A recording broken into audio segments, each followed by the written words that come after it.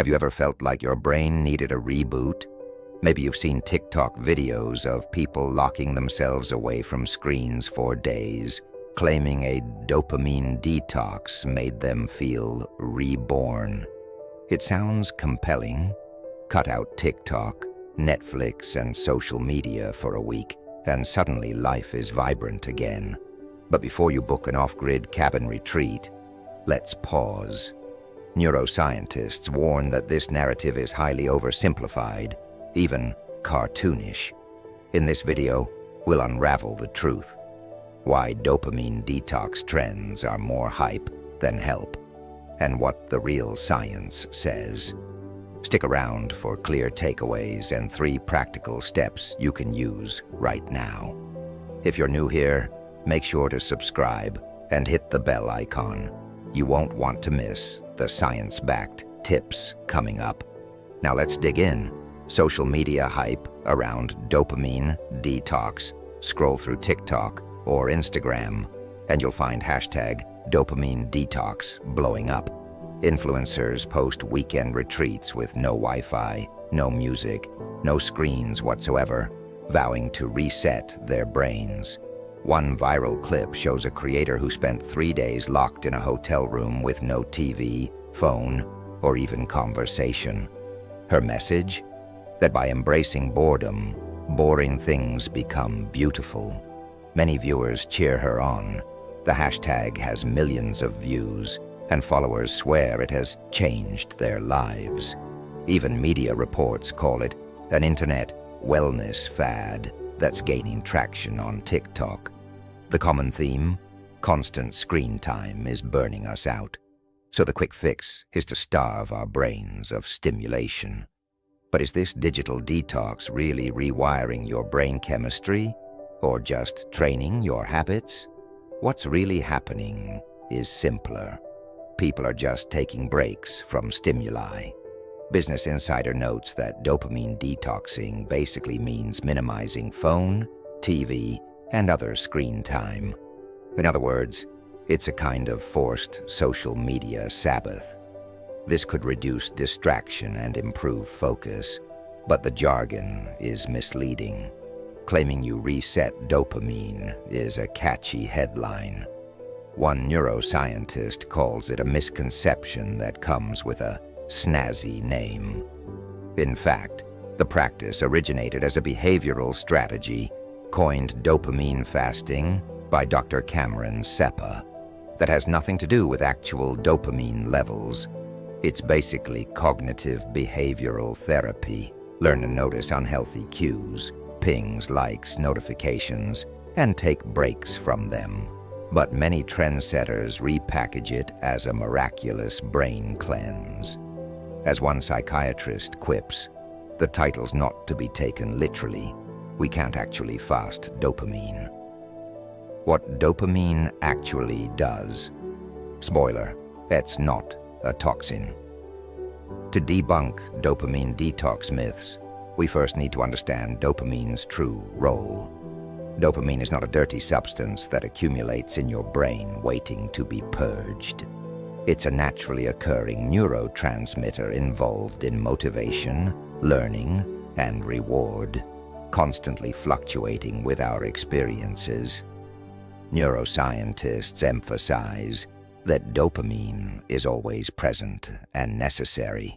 You can't eliminate or deplete it like a toxin. In fact, Harvard Health notes bluntly that a dopamine fast doesn't actually lower your dopamine levels at all. Dopamine rises when we get rewards, but it doesn't drop just because we avoid a reward. Our brains don't have dopamine tanks that empty out when we scroll Instagram. Think of dopamine as a messenger in the brain's reward circuit. When something good happens, a delicious meal, a praise, or a funny video, dopamine is released. This release helps the brain note what led to the pleasure. It tags the experience in our memory and says, "Hey, that felt good. Do it again next time." Over time, dopamine helps forge habit loops. It links a trigger, seeing a phone notification, with the action, opening the app, and the reward, enjoyment of content. Neuroscience studies show this clearly. When the reward cue appears, dopamine fires off, driving us to seek the reward. For example, when rats were given tasty food, dopamine signaled the positive experience and formed cues. Later, just the sight or smell was enough to trigger craving. This is how habits form. Crucially, dopamine doesn't carry the feel-good hit itself. You might call it the wanting chemical rather than the pleasure chemical. A landmark experiment blocked dopamine in rats. The rats still liked the sweet taste. They ate it happily, but they didn't care enough to look for it. In humans, raising dopamine, like when Parkinson's patients take medication, helps movement, but doesn't make you feel euphoric. So dopamine's job is to reinforce enjoyment by making you remember and crave it later, not by producing the bliss. Other neurotransmitters, endorphins, serotonin, oxytocin, create direct pleasure or calm, but dopamine is about motivation and learning. In summary, dopamine helps you learn what feels rewarding and gives you the drive to repeat it. It's critical to habit formation and neuroplasticity. Each time you engage in a rewarding behavior, from playing a game to checking a text, your brain circuits adjust. As Harvard researchers explain, repeated dopamine surges from any source, food, social media, etc., can actually rewire your brain over time. This is how addiction forms. Your brain learns a skill of seeking that stimulus, but it also means you can learn new patterns and break old ones, because the brain is plastic. The key is in learning and choice, not in mythical chemical resets. Why the detox idea is misleading. Given the science, the phrase dopamine detox is essentially meaningless. Leading neuroscientists point out that treating dopamine like heroin or cocaine, with tolerance and withdrawals, is flat wrong. In a Harvard article, the author notes that fasting from dopamine, as if it were stored substance, doesn't work that way at all. People mistakenly think that by skipping pleasures, like food, sex, social media, they'll somehow replenish dopamine for a future binge. But biologically, dopamine isn't depleted by everyday pleasures in the first place. You're not emptying a cup and then refilling it. You're just pressing pause. Modern gurus hype up extreme practices. No food, no human contact, no technology for days, claiming spiritual or neurological breakthroughs. But even behavioral scientist Cameron Seppa, who coined dopamine fasting, warns people not to take it literally. In fact, rigid detoxers often end up cutting out healthy things, like going outdoors, exercise, or talking with friends, for no reason. Ironically, human interaction and simple joys are the very replacements Seppa recommends to reclaim balance. The actual goal was mindfulness and reducing compulsive cues, not making your brain chemically barren. When the detox becomes an ascetic ordeal, it flips upside down. You're depriving yourself of real dopamine sources, walks in nature, music, smiles, based on a catchy buzzword. One expert puts it bluntly, you can't get rid of dopamine. Avoiding overstimulating activities doesn't eliminate it. The whole point of the detox is taking a mental break, an intentional pause to notice how you feel. It's less about brain chemistry and more about behavior modification. Think of it this way. Switching off your phone and meditating can feel refreshing, but not because it's scrubbing your neurons. It's because it's practicing deliberate self-control and variety. As a University of Colorado psychiatrist notes, dopamine detox is really a repackaged idea of mindfulness and behavior modification. Debunking common dopamine detox myths. Myth: Dopamine is a toxin we can flush out. No dopamine is an essential brain chemical.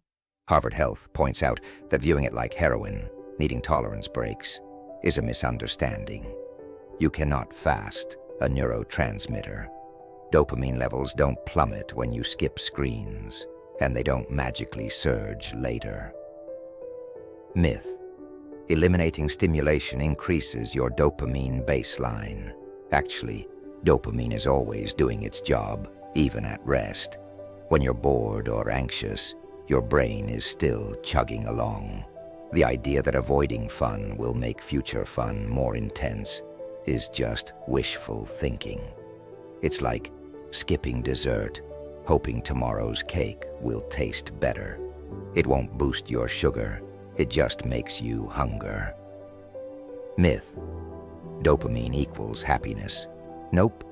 Scientists long ago debunked the pleasure chemical label. Dopamine tags what's pleasurable, but it doesn't cause the feeling itself. Other chemicals, endorphins, oxytocin, give pleasure. So even if a dopamine fast were possible, it wouldn't automatically make you feel more joyful or focused. Myth: you need to escape all stimuli to fix your brain. Going completely cold turkey on phones or socializing can actually backfire. Harvard experts note that many fasters cut out healthy activities, exercise, music, friends, under the false premise of boosting dopamine.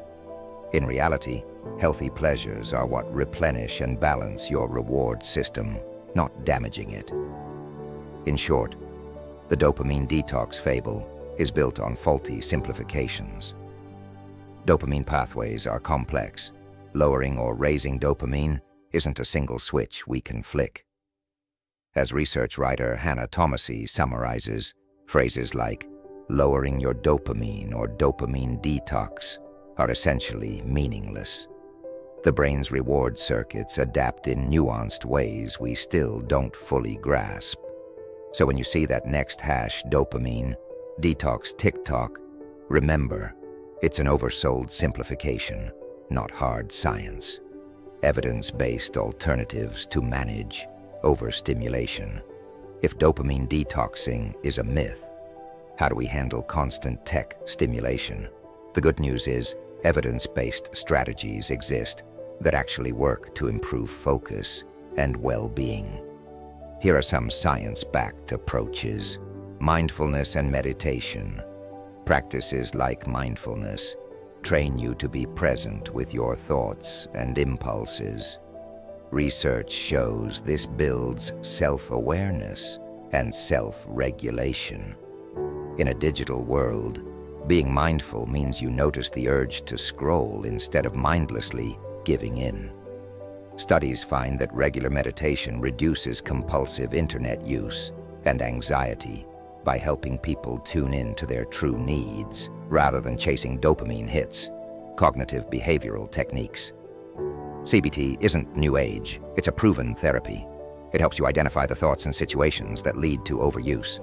According to a review, CBT equips individuals with coping strategies and self-control skills to change maladaptive patterns. For example, you might keep a journal logging what triggers that late-night scrolling, then challenge the belief, I need this to relax, with healthier alternatives. Over time, you rewire those automatic habits, pre-commitment and goal setting. Sometimes willpower slips, so set up barriers. Some people use phone lockboxes on study nights or apps that limit screen time. In fact, therapists point out that pre-commitment, for example, putting a phone in a timed safe, effectively curbs impulsive checking. Similarly, establish clear goals, no phone 1 hour before bed, or only 30 minutes of social media per day, and track yourself. Having specific goals transforms mindless scrolling into deliberate choices. It's not about resetting dopamine. It's about exercising your self-discipline muscle. Healthy reward substitution. Don't abandon all rewards. Replace digital ones with meaningful rewards. For instance, try going for a short walk or calling a friend when you feel the urge to check your feed. As experts note, giving your brain alternative sources of pleasure, like exercise or creative hobbies, can satisfy your reward system without screens. Many smoking cessation programs use a similar approach. Smokers learn nice, healthier ways to feel good as they wean off cigarettes. You can do this too with technology, routine, and novelty. While sticking to a routine helps stability, neuroplasticity benefits from novelty. Make an effort to try new activities, maybe a new hobby or a different route to work. Novelty naturally boosts dopamine over time, so regular new experiences, travel, music, books, keep your reward system engaged. This isn't a fast, it's the brain's normal learning mechanism. Mindful technology use. Lastly, treat your devices like tools, not masters. Curate notifications, remove apps that waste time, and schedule tech-free times for meals or conversations. The goal is balance. Remember the Columbia University psychiatrists' take, we're constantly surrounded with cues to engage. A dopamine detox is about taking a mental break. Use that insight to plan intentional breaks that fit your life, not extreme fasts. By combining these strategies, you harness real psychology instead of falling for pop culture fixes. Think of it as any digital hygiene, brushing up on healthy habits rather than chasing viral myths. It builds long-term change and taps into how our brains actually work, rather than trying to trick them with gimmicks. Dark silhouette of hands using a smartphone. In just a moment, we'll reveal the 3 key steps you can implement right now. But first, remember, scrolling endlessly makes you feel normal temporarily, not happy. True change comes from understanding yourself and applying proven habits. Practical action steps. Take control today. Practice mindfulness daily. Even 5 minutes of deep breathing or meditation each morning can build self-awareness. This helps you recognize stress or boredom triggers before automatically grabbing your phone. Set clear limits and routines. Decide concrete screen time rules. For example, no phones at the dinner table or 1 hour before bed. Use apps or timers to enforce it. Consistency is key. It trains your brain that switching off is the norm. Use behavioral pre-commitment. Out of sight, out of mind. Try leaving your phone in another room during focus tasks or study sessions. Some even lock it up for a few hours. Studies on digital habits show that concrete barriers dramatically cut impulse checking. Replace with engaging activities. Whenever you feel the urge to scroll, do something that truly recharges you. A walk outside, a few pages of a good book, playing with a pet or playing guitar. Each of these activities activates dopamine in a healthier loop, reducing the pull of the screen. Reflect and reward.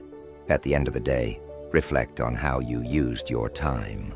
Celebrate small wins. I went an hour without social media, and adjust if needed. Reinforce your progress. Over time, this conscious self-review shifts habits away from autopilot and toward intention.